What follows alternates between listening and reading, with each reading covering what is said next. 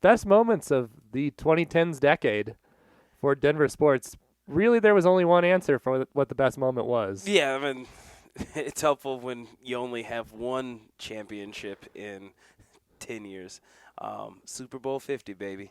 Yes, the Broncos finally pulling it off, and Von Miller's MVP play, just great all around. Storybook. We talked about it before, but if we're being honest, probably the second and third moment were also Broncos. I would say just that 2013 season when they beat the Patriots at home, and then signing Peyton Manning. You could probably do like a top 5 list, and then Yeah, I mean Tebow still gets his credit for the slant across the middle for 80 yards. So it has really fed into the media narrative that the Broncos rule the town because all of the top moments of the decade, Broncos. Yeah. But number 2, if we're not going to just go the Broncos route, the Rockies wild card game, Tony Walters. Yeah.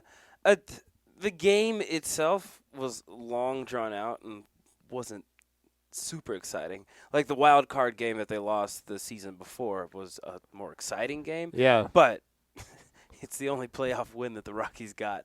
And it summed up like the grit of that team. That was a fun team to watch over the course of that season. And although they faltered against Milwaukee,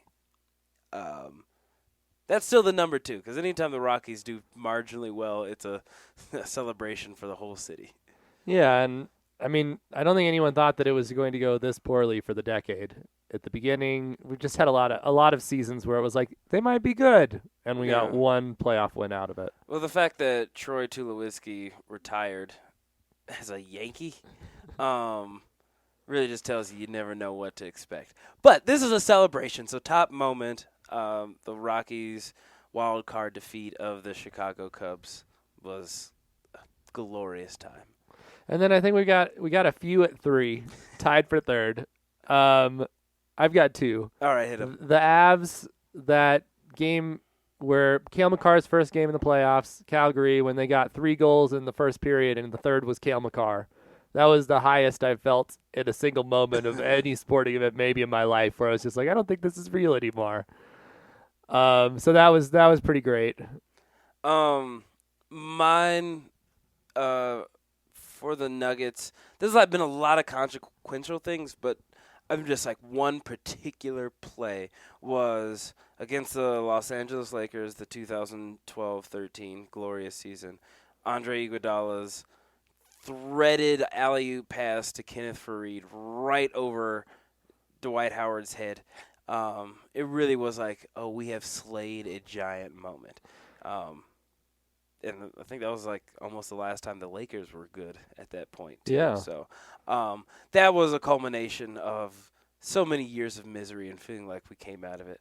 It certainly did not last, but in that moment, it was mwah. Speaking of which, another where we were at the top of a rise before another fall, CU in their game against Utah.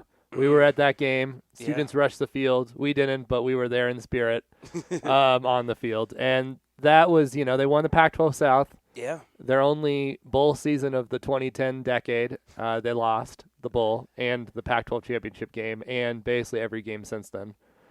It was fun. It was nice to have the rise and then the fall. It was just too perfect. But yeah, it's been short spurts, but it's made us more clear, level-headed analysts of all of the games. Yes. But it birthed the Denver's podcast as we know it. So. And, we feel better about things there. Yeah. We basically feel pretty good about everybody except for the Rockies.